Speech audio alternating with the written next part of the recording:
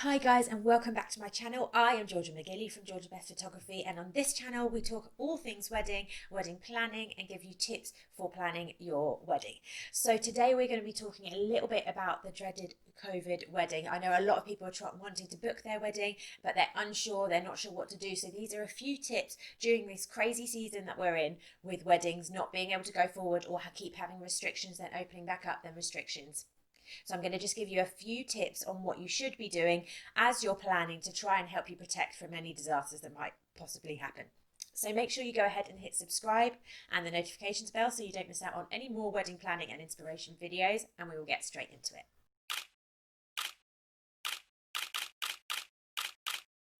Okay, so my first tip is to think about insurance. Now, I know there's lots of insurance companies that have said they don't cover for COVID because of everything that's going on, but I would have a little research into it, see if you can find someone, or have a little think about whether that is the way you want to go forward, especially if you're booking a wedding that is costing you a huge amount of money.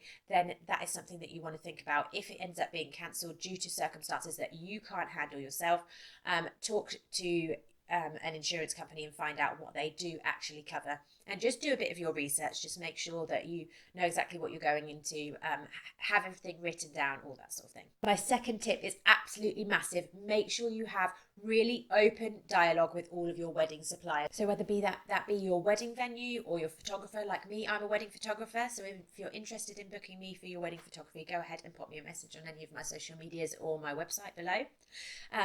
Or even anything else, things like catering, all those sorts of things. Just make sure you have really open dialogue with them, that you're talking to them about, if it does get cancelled, what happens. Make sure that you read all the small print on any contracts or anything. Sometimes somebody will say in person, yes, don't worry, if COVID cancels your wedding, then we'll just postpone, or we will give you your money back, or we'll give you your deposit back. Whatever they say in person, make sure that you've got it written down and signed, because sometimes a contract doesn't reflect exactly what they've said, because their old contracts would have been different to what they are now. So go ahead and just make sure that you're having that really open dialogue with them, talking to them, explaining to them, if this happens, this is what we would like to happen, and all that sort of thing. Tip 3, make sure you do, like we said a minute ago, get any promises in writing. If they've made any promises about anything, especially related to COVID cancellations and stuff, make sure it's all written down so that you're not just relying on hearsay, relying on what he said, what she said, all that sort of thing. Make sure if they make a promise in spoken word, make sure it's getting written down so that you've got proof that they said it. Tip 4, I would pick a contingency date at least 6 months after your current wedding date, and then also a contingency guest list. So I know I've been to a couple of weddings this year that I've photographed at where they were meant to have 30 people because the restriction had been 30 people, and then just before their wedding day they had to cut it down to 15. So having a couple of contingency lists, maybe you were planned to have a wedding in the winter this year, so you're hoping that by then everything's going to be opened back up and there's going to be no restrictions at all. So you might have 100 guests invited, but I would make sure that you have a contingency 30-person guest list or a contingency 15-person guest list. So if you decide that you still want to go ahead, you still want to get married, even if there are restrictions in place, that you make sure that you've got the people that you really want there. And then that causes a lot less stress when those things happen, because you've already kind of become prepared for that. Also, having that contingency date will just help you, so that if something happens last minute, you can say, it's okay, we're prepared, we're just going to postpone to this date, and you've already got it sorted. You've already spoken to your venue about it to make sure that it's free, all that sort of thing. Tip 5, also, I would recommend having a contingency honeymoon, or even choosing to book your honeymoon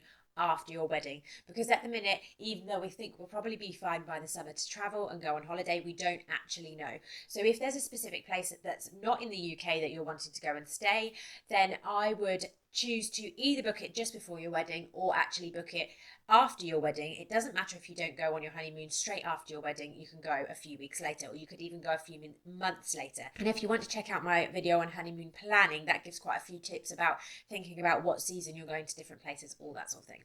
And then my 6th tip is actually just to make sure that you don't make any impulsive decisions. So lots of things this last year in 2020, and even at the beginning of this year, when weddings have had to be postponed or cancelled, lots of people will have kind of had to make last minute decisions, or a last minute government guidelines will have come out and they will have had to suddenly make decisions. And what I want to say to you guys is just make sure you sleep on it, basically.